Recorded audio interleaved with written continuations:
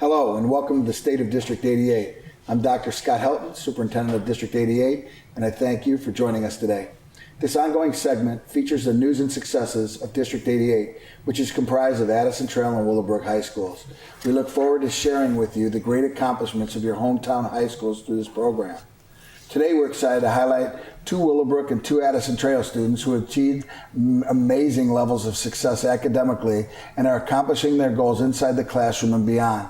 We also will share with you information about the Every Student Succeeds Act, also known as ESSA, and how our vision, goals, and framework at District 88 align with ESSA.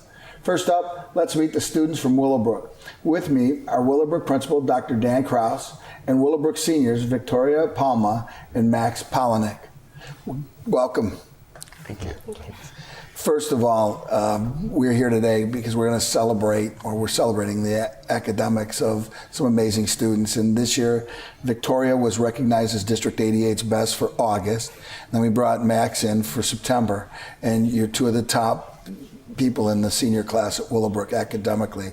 But your story is, as we work together for District 88's best, goes way beyond the classroom. Your stories include challenge yourself with our most rigorous coursework, engaging in sports and extracurricular activities, community service, and just really being, just all around being great role models at Willowbrook High School. So, Victoria, why don't we start with you? When did you realize you were going to be so successful academically in your life? My parents are both very hard workers, very applied people. I like to say they're both really smart.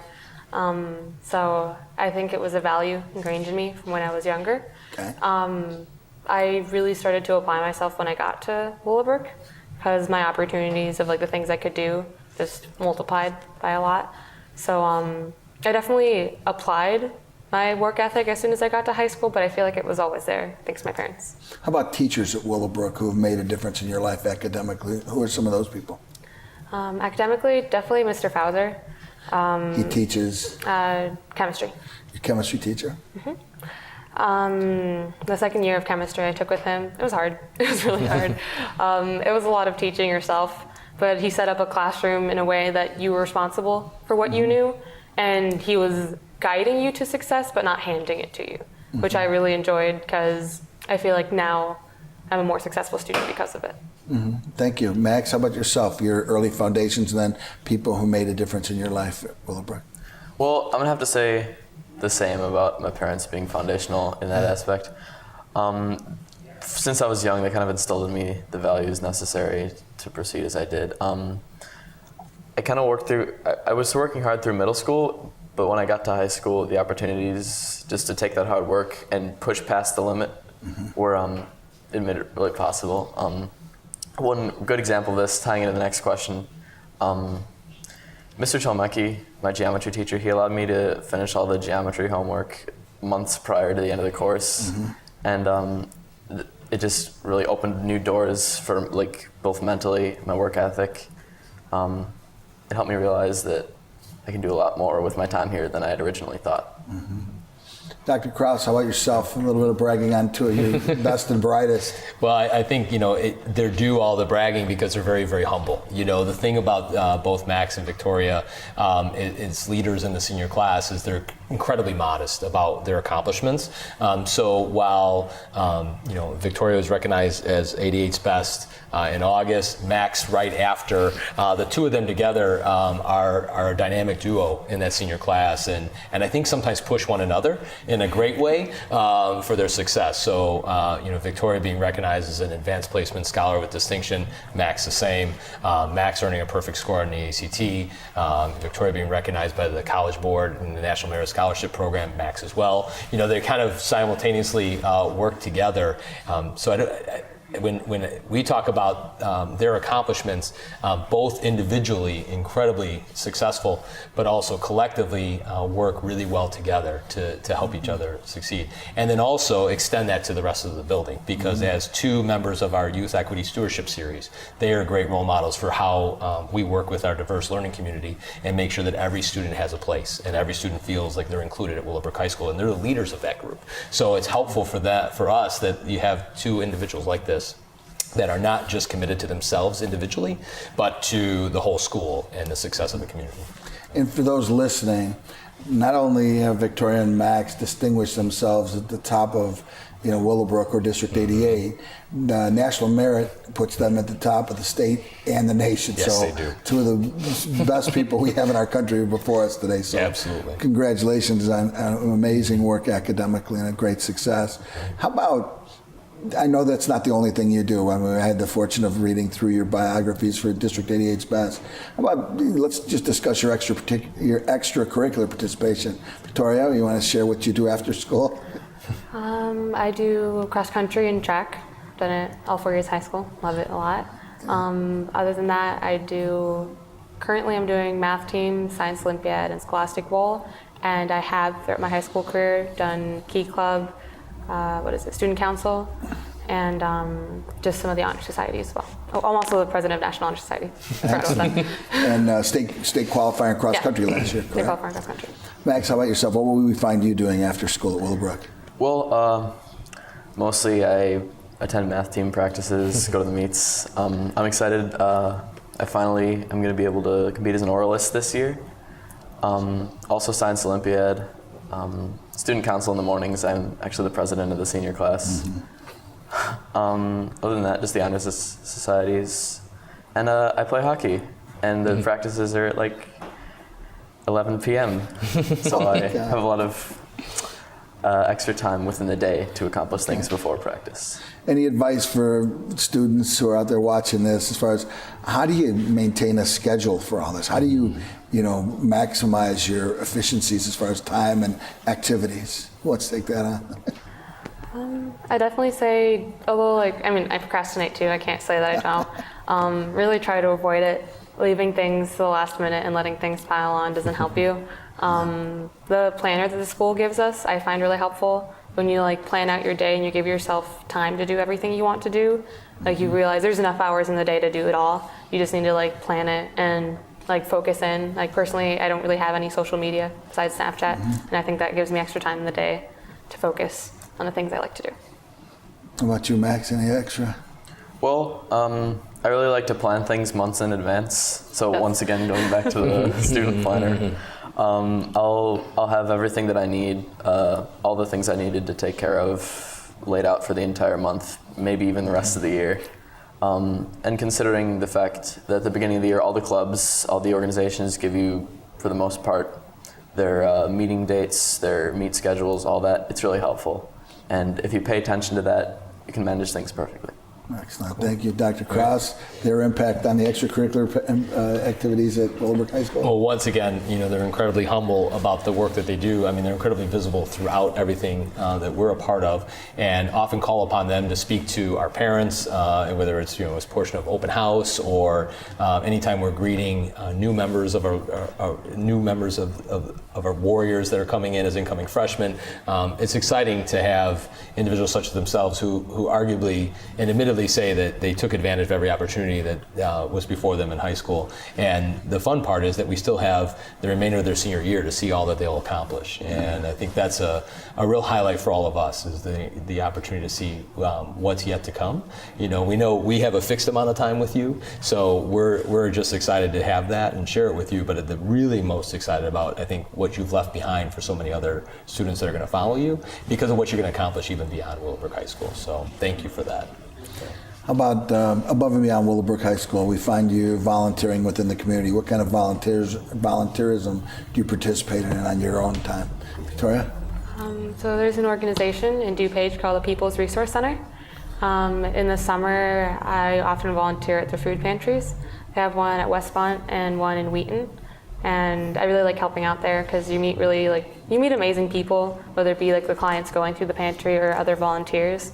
And it just exposes you to so many different walks of life and just different points of view in your own county that I didn't even know existed. And it's just a group of really good people trying to do good things for the community. So I'm really proud to be a part of it. Thank you for your service. How about you, Max? Coincidentally, I actually volunteer at the same location. Okay.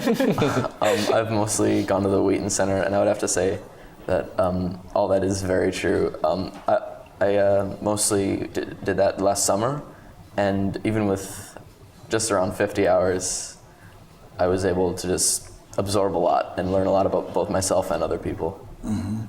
Well, as you're in the beginning of your senior year, obviously, next level is very important, and obviously looking at colleges and universities throughout the country. What colleges and universities are you looking at, and what kind of majors are you guys looking into? I'm debating between either mechanical engineering or aerospace engineering, and I definitely want a minor in computer science. And what colleges am I considering?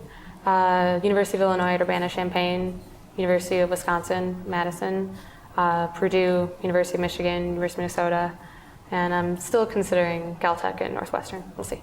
MIT at all, or? I'm considering it. We'll see. Awesome. How about you, Max? I was also considering along the lines of Minnesota, Michigan, Madison, Purdue, Caltech, Northwestern, and of course, University of Illinois. Okay. What were you looking at doing? Any idea? I'm pretty set on chemical engineering, although I know at least for the University of Illinois, there's a lot of opportunities to double major. Yeah. So potentially a nuclear or radiological.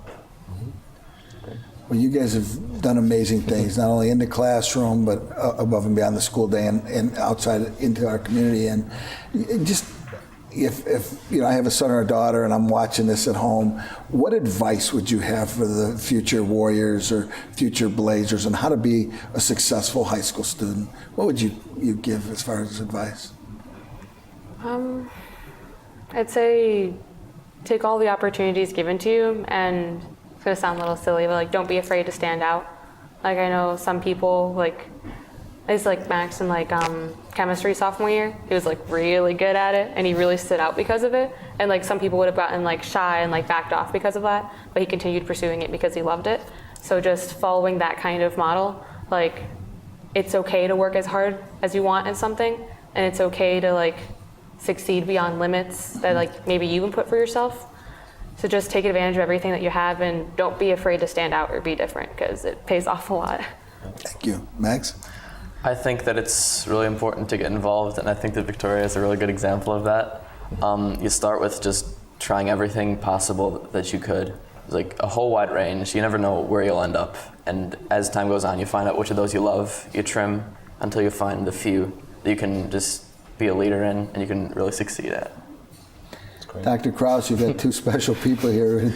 Wrap up what you've seen over the last 4 years and who they are for the building. And the fun part is the stories of each of these students begins a little more than 4 years ago. I remember vividly meeting Victoria when she was an 8th grader, and she loves the story because she walked up to me at the end of an 8th grade parent night and said, "Tell me why I should go to Willowbrook." And I thought, I'm ready to go now. So I know I've met someone who's ready to do it. And Max, from the moment that he joined the Yes Group, stood in front of an entire room of people and expressed his own feelings and thoughts as an individual, and I thought brought our whole team together in a way that couldn't have happened any other way. So their legacy and foundation they've built has really been long done over time in your work, and really just can't say enough for how impressed we are, certainly currently, but we know of all the great things that are on the horizon. So as we said before this, we're just looking forward to when you guys are famous and we get to show this video and say that we got to sit at the same table with you guys. So, thanks. Well, thank you for your time. Two great stories, two great people, and I'm sure going forward we're going to hear a lot about your accomplishments. Well, we'll be right back. We'll be back to highlight two Addison Trail students who have found success academically as well as on the athletic field and in extracurricular activities. Welcome back. With me now are Addison Trail Principal Michael Bolden and Addison Trail Seniors Gianna Caruso and Nicholas Nasty. Well, today we're here celebrating 88's best and your academics. Outside of your academics, obviously, you guys are really special as far as what you do on an extracurricular level and in the community also. So I'd kind of like to capture that today. And as we start and move forward, I'd like to just talk about academics and your basic foundation, and then move into who are the influential people at Addison Trail who've made a difference in your life academically. So, Jana, we'll go ahead and start with you. Well, the past 4 years, I've been in many academic lead challenging classes like AP courses that are offered at Addison Trail, and I just have a motivation to do well in those classes, not because someone told me that I had to, just because it's what I've wanted to do. And I think that my most influential teachers have been some of my math teachers, because they've helped me realize that like getting all A's isn't everything, and it's not always possible.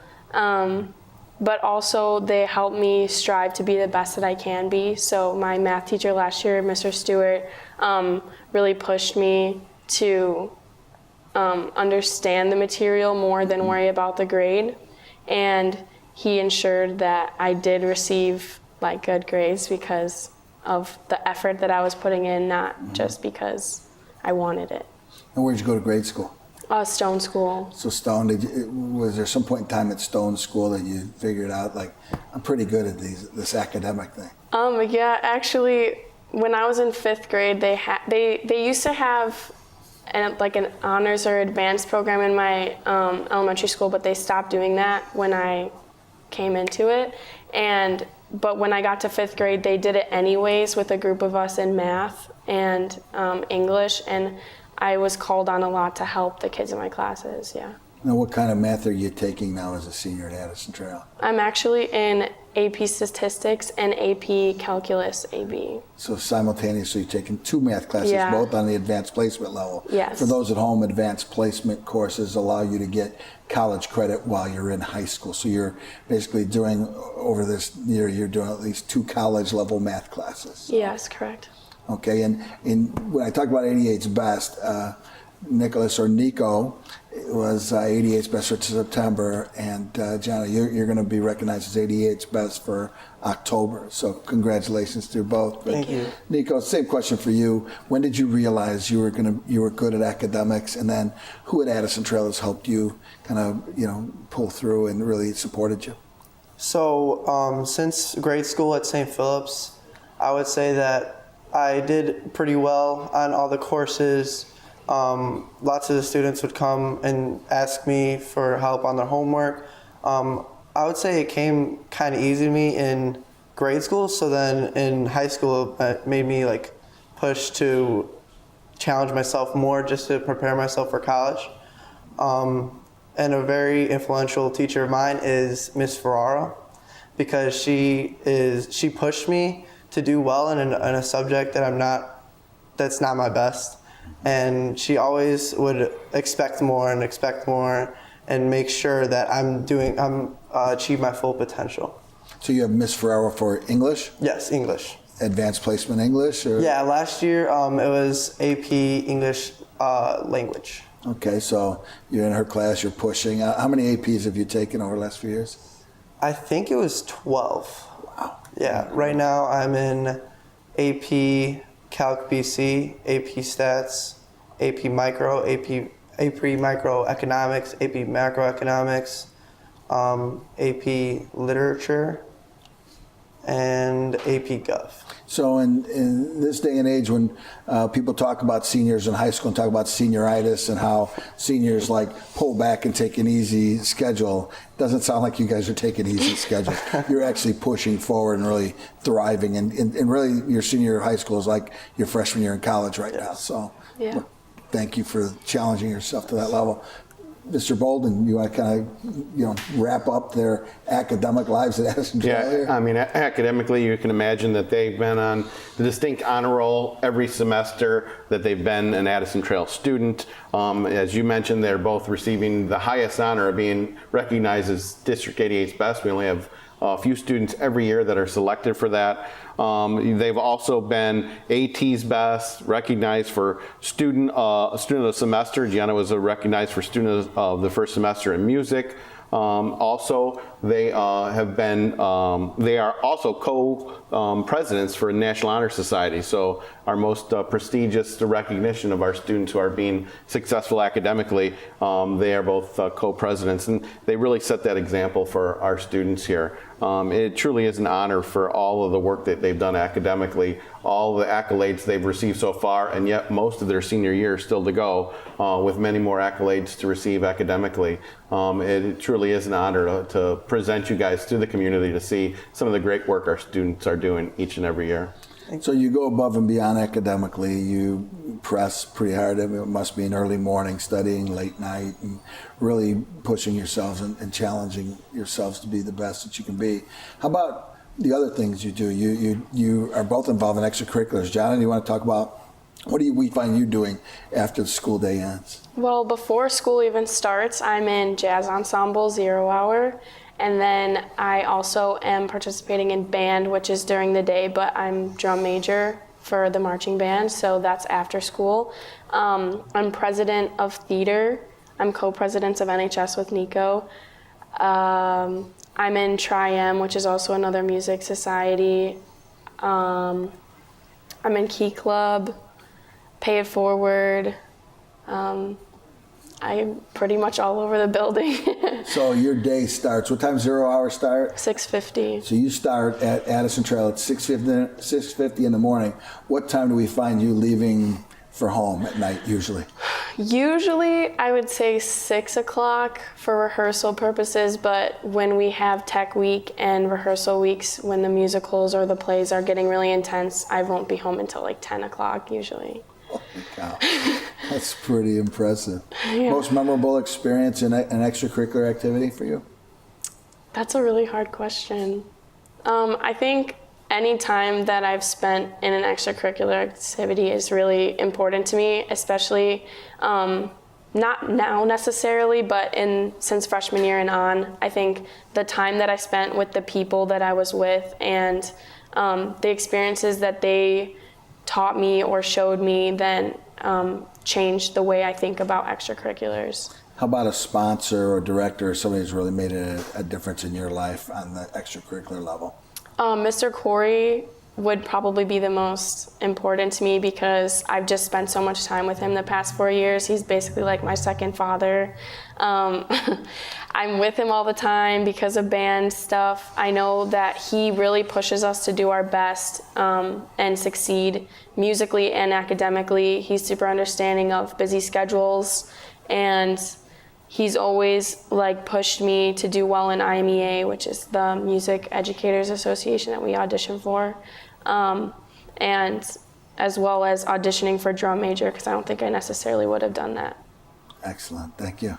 Nico, how about your extracurricular participation? What do we find you doing before or after school? So currently I have math team before school once a week. Usually starts around like 7.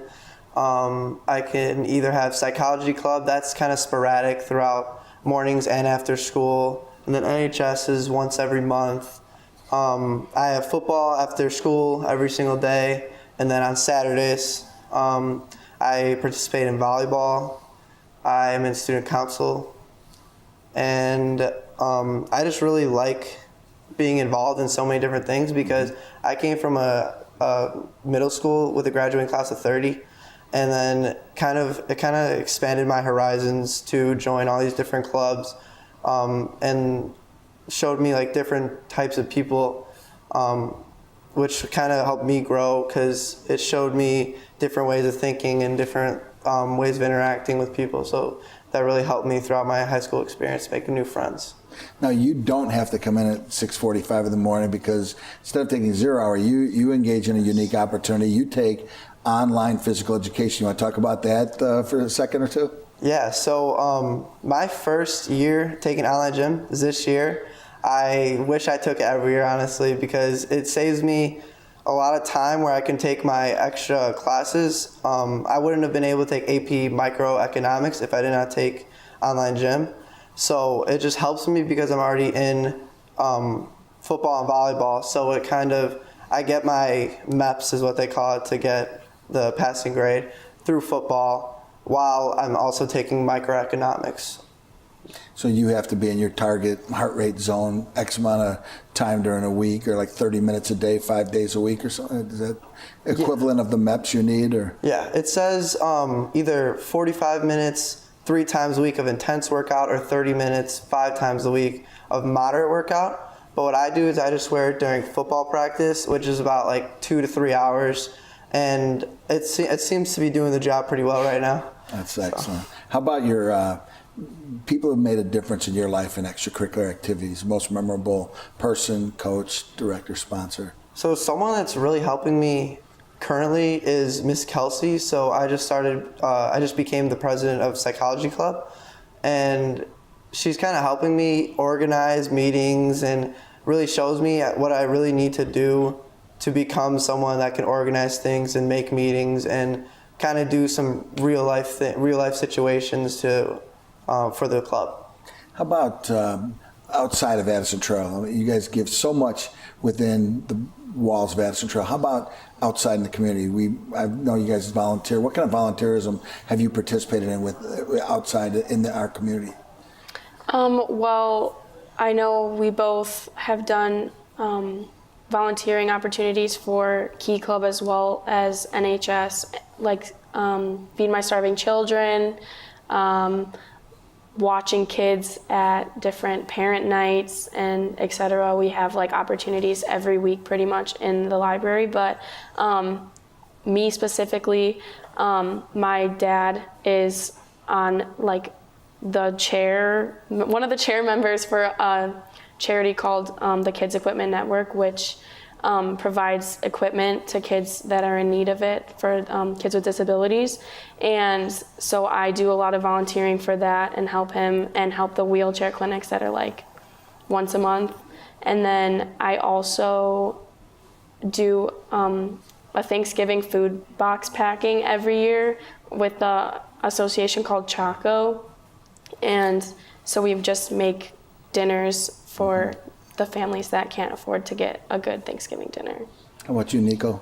Yeah, so NHS would be like 10 hours each semester at things like Feed My Starving Children or anything that is at AT where you need a little extra help. I spend a lot of the hours that I get is also from like grading papers for teachers and stuff. And I altar serve at my church and I'm a Eucharistic minister. So what I do is basically I give out the hosts at maybe once a month. And then I usually help at the food drive during Christmas at the church right on Army Trail.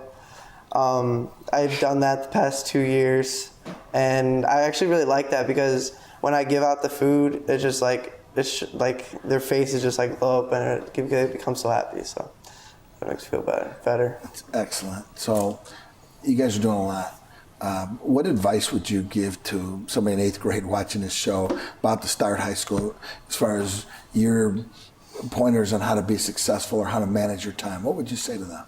I think I'm a bad example of how to manage your time only because I work my best under stress and busy schedule.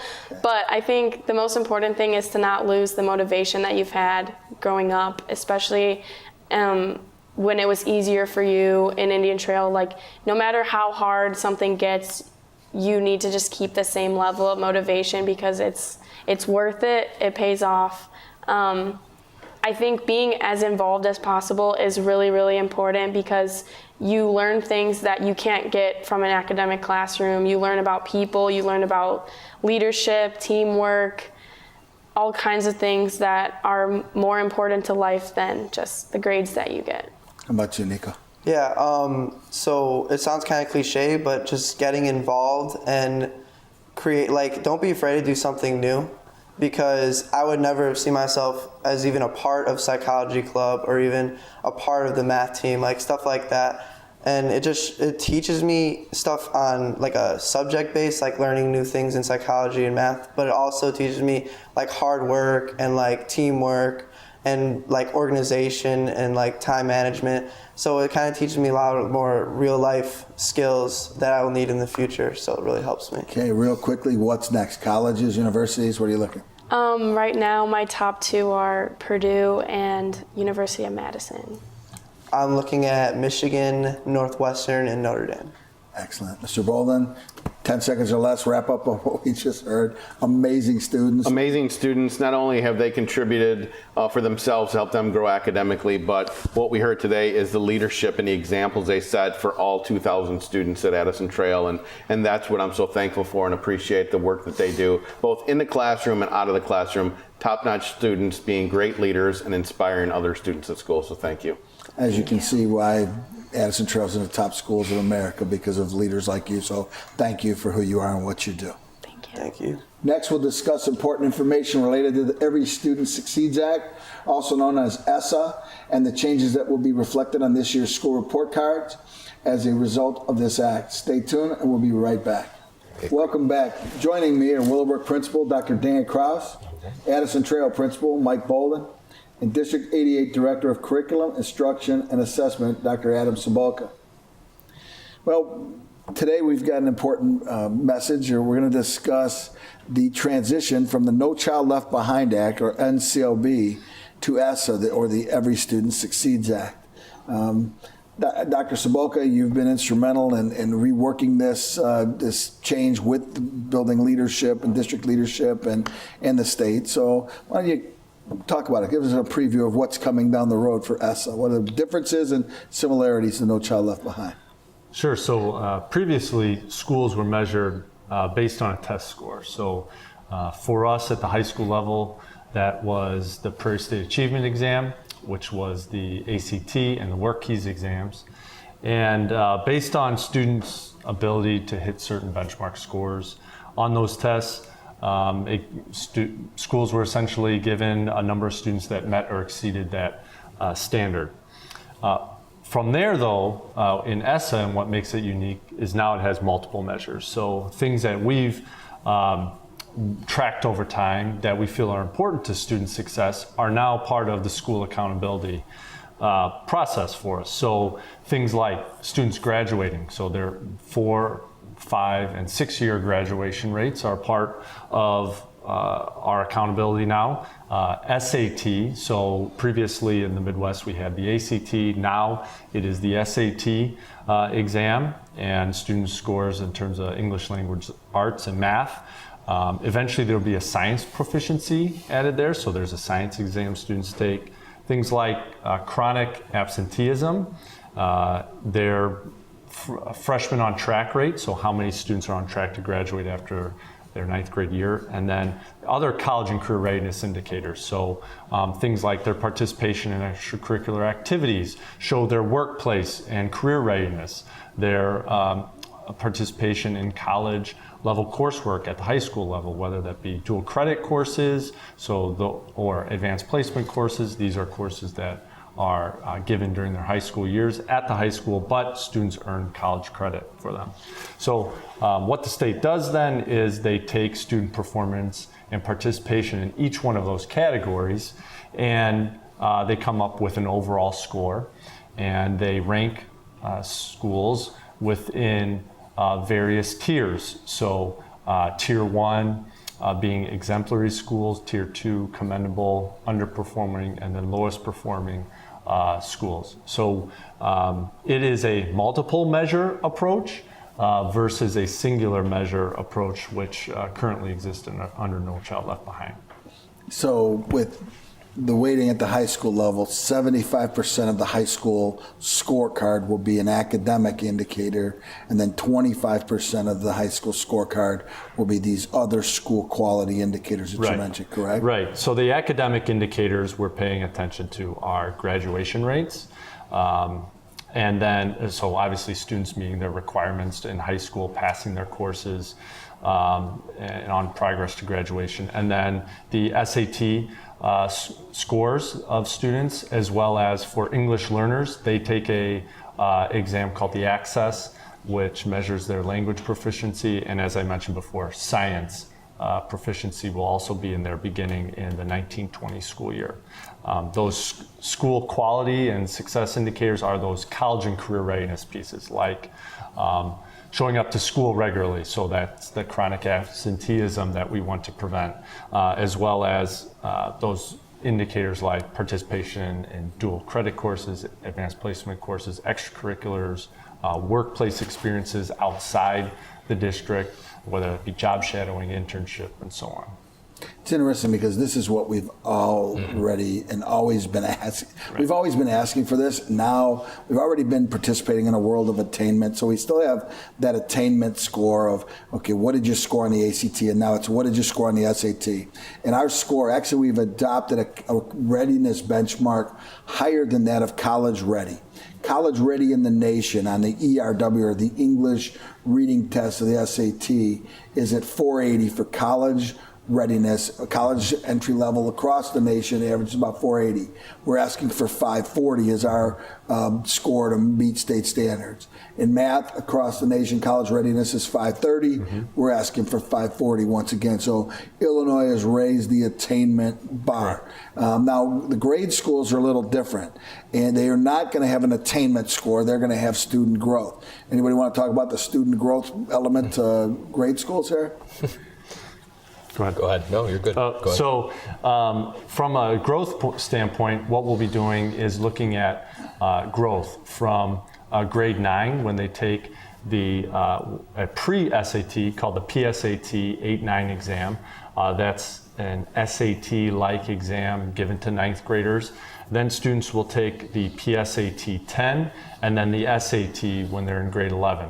And so what we'll begin to track at the high school level eventually is how much are students increasing their standardized test scores from 9th grade with the PSAT 8-9 to 11th grade with the SAT.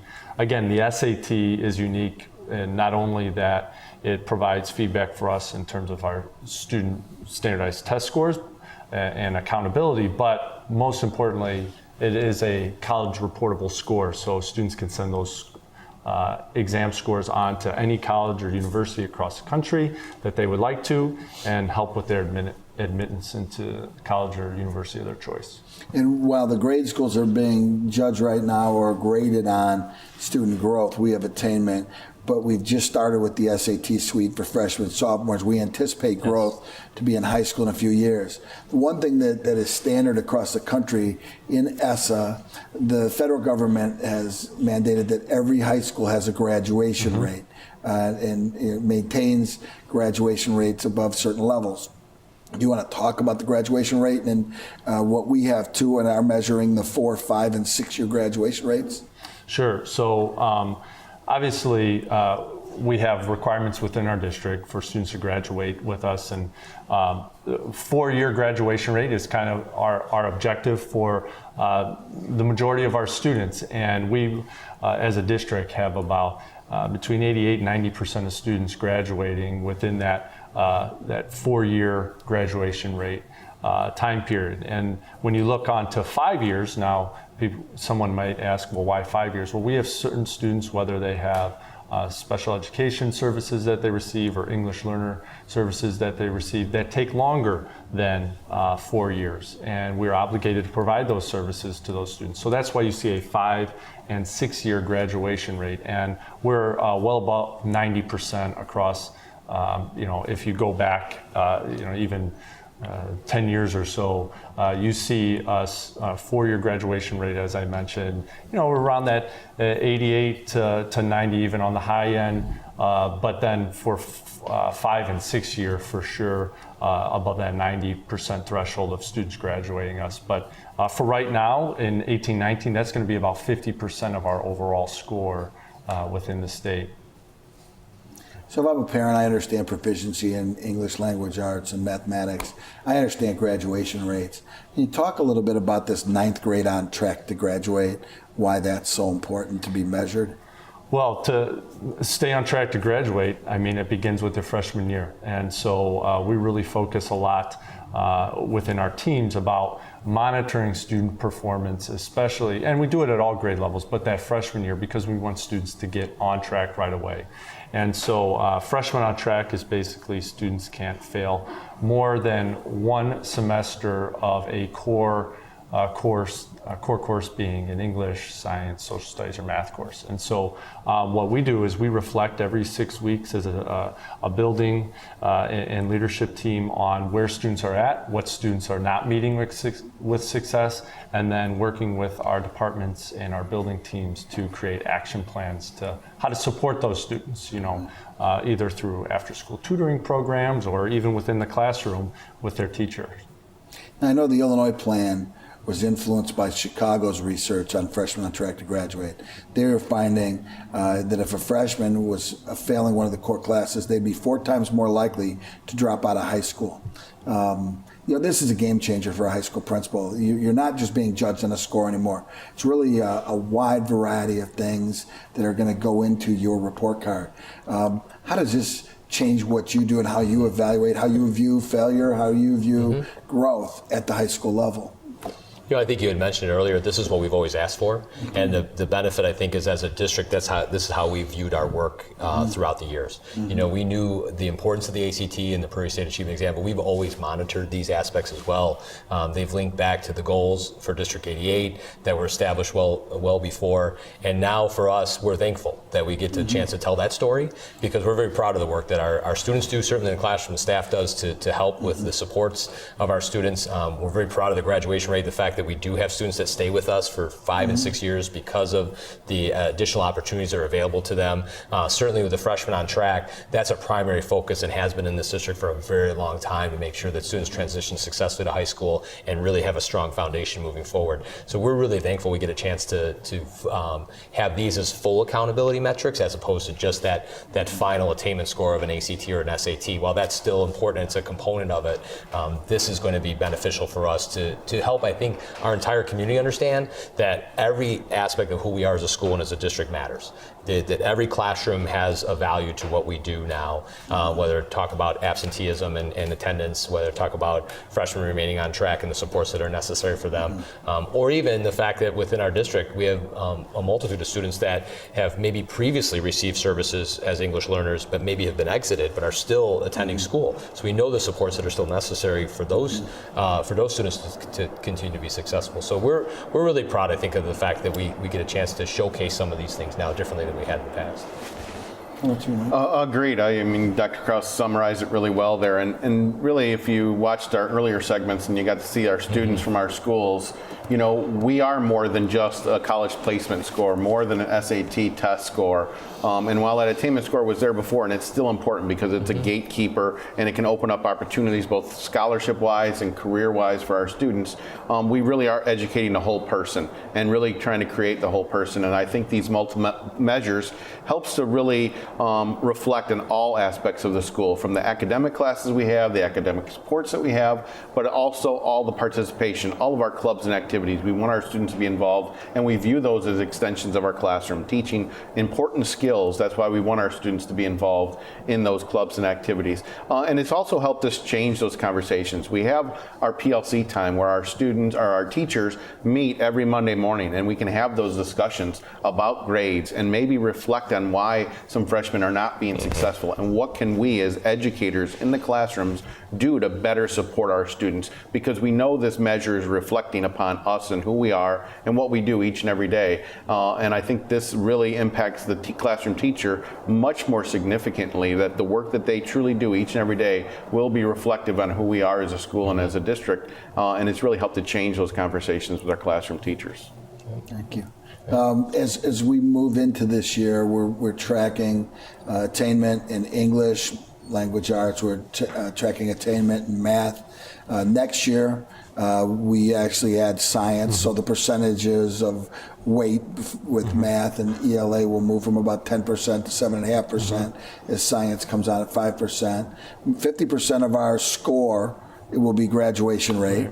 And then English language learners, the ELL students, will be also measured, and that's worth 5% of our grade. Additional measures, you talked about chronic absenteeism, freshmen on track to graduate. We also do a climate survey every year with our students, our staff, and also our parents. That's another 5%. Then there's an area called college and career readiness that is about 6.25% of our grade. Do you want to talk about a little bit of what are the components of being college and career ready for high school So there's a variety of ways for students to demonstrate that they're college and career ready. One of the targets in terms of their grade point average that we try to shoot for is a 2.8 out of a 4.0 scale. So that's one of the elements. But then there's also ways students can demonstrate they're college and career ready in terms of math and then English language arts. Some of those ways I've already mentioned in terms of taking a college level math or English class while you're in the high school, earning an A, B, or C in one of those classes. And again, those college classes that we deliver at the high school are primarily advanced placement courses and dual credit courses, which we have some opportunities within the area with College of DuPage, or we actually have a Elmhurst College relationship as well with that. But then on top of that, students can demonstrate their college and career ready by their participation in workplace experiences. Like, for example, are they participating in any job shadowing experiences? Are they doing any internships? Have they been employed over the summer or during the school year? And community service is another way that we can demonstrate our career readiness. And so these are workplace habits that the state's trying to support our work with. We've done this for many years, whether it's our work here, in Addison in the workforce development program, where we've taken students on site to a variety of businesses within our the Addison and Villa Park communities, or whether it be all the community service that's done. Students do a ton of hours of community service, both amongst our school clubs and activities, but then also out on their own in their community organizations. So these are all things that we're proud of, and now we get a chance to track and celebrate for our students because we know that they're happening, and now they get acknowledged. And I know we've got an online partnership right now with Elmhurst College. Our students in our calculus class, and I mentioned college algebra next spring, will work on modules online with the teacher from Elmhurst. It's called asynchronous Calc 3 and asynchronous college algebra. What other kinds of college dual credit programs do you offer at the buildings? Sure. So the largest amount is with the College of DuPage, and predominantly in our current technical education area. We offer up to 39 credit hours of dual credit, all the way through family consumer sciences, through industry and technology, and our business departments. And I think that's a benefit for our students because they can start as early as freshman year. And some of our students talk about that they're actually earning college transcripted credit that goes with them when they begin high school. So the conversation has changed then a little bit with the student who's transitioning to high school and talking about where they're going after, and sometimes they've just begun. So the freshman on track conversation then becomes a little bit more meaningful to them because they're recognizing that there's life after high school and that this isn't something you just take for granted. So that's been helpful in some of the dialogue we've had with students, is offering an advanced placement course at freshman year as well as dual credit courses at freshman year, so that students have that opportunity to earn that college transcripted credit. We've also worked in the past with other colleges and universities, and we're always seeking those opportunities to have our students earn that college credit before they leave us, or at least have that college classroom experience before they leave us, because we talk all the time about the benefit of that and the springboard it creates for them as they move on. Yes. Mayor Veenstra's Workforce Development Board, the work he's doing with the College of DuPage, and our businesses in Addison. I know taking our kids to various enterprises within our communities and exposing them to what's going on in the workforce, I think is critical on both sides of town, from the experience in the hotel and restaurant to getting food handler certification or NATEF certification. Those are critical, so our kids are walking out with those experiences. Mike, how about the workplace experience? You've been involved in some field trips within the community. You want to talk about those at all? Right. It's been a great opportunity working with the mayor's workforce development program, and then really connecting our students to it, because one of the things that we found in schools and helping students to dream and think about what they're going to do after high school is having this bubble or limit over what they know in terms of opportunities and jobs and experiences. So we can talk to them all the time about jobs and opportunities. We can bring in career fairs and people who have a variety of different experiences. But when we put students on a bus and we take them to many of the businesses. So we had the opportunity to go to the SWD, as well as the Carey Company, as well as Pioneer Services, JD Norman, as opportunities for students, not just in manufacturing or in those floor jobs, but they get to see that they have people who have finance degrees. We see people who started businesses, entrepreneurs from the ground up. We see the accountants and the marketing people. All these career opportunities are in one place in each one of these buildings that you see throughout the industrial park of Addison. And for our students to go there and meet those people individually and hear about their experience, hear about how some of them went to a traditional four-year school and majored in accounting, how others got a job at this company and started working part-time and then eventually went back to school or had enough on-job training to be the head of a department, that there are so many different avenues for them to be successful. We could not duplicate that in a school, in a classroom. We have to take our students out. They have to meet all of these different people and these experiences out there so they have a better idea of what they want to do and what avenues they can take to reach their goals. It's amazing. There's a golden opportunity in this community, and I think ESSA is showing it's not just about being college ready, but it's about being career ready. And we have employers, owners of manufacturing organizations within our community that beg us to bring our pre-engineering students to them because they'll even pay for college while they're giving them on-the-job training. So I think we need to rethink, and that's what ESSA is going to force schools to do, is rethink the whole piece of not only college ready but career ready and getting our kids exposed to these situations earlier in life. Adam, 10 seconds or less, your favorite part about the transition from No Child Left Behind to ESSA? Just the ability to truly have a complete picture of what a school looks like, and we're finally given that opportunity to celebrate all the things that we know we've been doing all along to prepare students for college and career. And I've got this 100% complete faith in this team, taking us from No Child Left Behind to ESSA. We're going to do great things for the kids in the community and our schools, and we'll continue to improve year after year, and thank you for your leadership. As you can see, the tradition of excellence continues at Addison Trail and Willowbrook. We are excited about the work we are doing with our stakeholders to ensure our strategic plan continues to guide us in accomplishing our mission of working for the continuous improvement of student achievement. We are also are proud of the students we spoke with today for their accomplishments, for representing their school and community in such a positive manner. Thank you for joining us, and be sure to tune in again during the next segment of the State of District 88, which will air right here on Addison TV, ACTV. To stay up to date with all the great things happening in District 88, visit our website at www.dupage88.net, where you can sign up for our electronic newsletter and follow us on Facebook and Twitter. And one commercial before we leave: if you want to participate in our strategic planning program, come to Addison Trail on Saturday, October 20th from 9 to noon. We'll get your voice heard as we evaluate our strategic plan. We will do the same at Willowbrook High School on Saturday, October 27th from 9 a.m. to noon. Thank you.